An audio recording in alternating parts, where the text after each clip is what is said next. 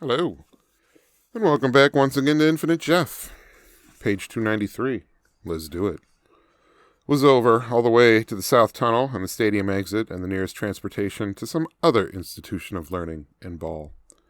It was, pretty obviously, the start of the football season. Crisp air, everything half dead, burning leaves, hot chocolate, raccoon coats and halftime twirling, and something called the Wave. Crowds exponentially larger and more demonstrative than tennis tournament crowds. Home versus SUNY Buffalo, home versus Syracuse, AT Boston College, AT Rhode Island, home versus the despised Minutemen of UMass Amherst. Oren's average reached 69 yards per kick and was still improving, his eyes fixed on the twin inducements of a gleaming baton and a massive developmental carrot he hadn't felt since age 14. He punted the football better and better at his motion, a dancerly combination of moves and weight transfers every bit as complex and precise as a kick serve. Got more instinctive, and he found his hamstrings and adductors loosening through constant and high-impact competitive punting. His left cleat finishing 90 degrees to the turf, knee to his nose, rocket kicking in the midst of crowd noise so rabid and entire it seemed to remove the stadium's air. The once huge, wordless, orgasmic voice rising and creating a vacuum that sucked the ball after it into the sky. The leather egg receding as it climbed into a perfect spiral, seeming to chase the very crowd roar it had produced. By Halloween, his control was even better than his distance. It wasn't by accident that the special teams assistant described it as touch.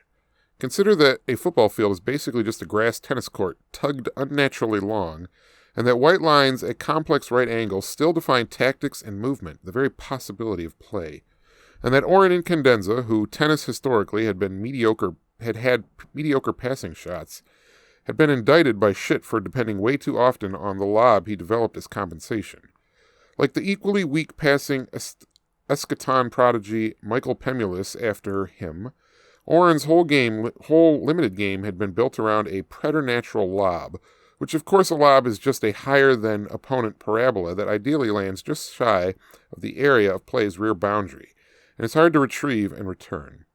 Gerhard Schitt and DeLint and their depressed pro-rectors had to sit eating butterless popcorn through only one cartridge of one BU game to understand how Oren had found his major sport niche.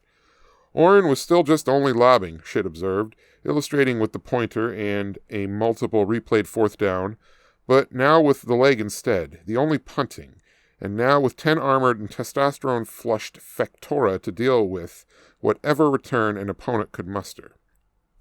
Schitt posited that Oren had stumbled by accident on a way, in this grotesquely physical and territorial U.S. game, to legitimate the same dependency on the one shot of lob that had kept him from developing the courage to develop his weaker areas, and had this unwillingness to risk the temporary failure and weakness for long-term gaining had been the real herbicide on the carrot of Oren Incandenza's. Okay, that was page number 293 of the Infinite Jeff book. Whatever. Yeah. So, have a good night.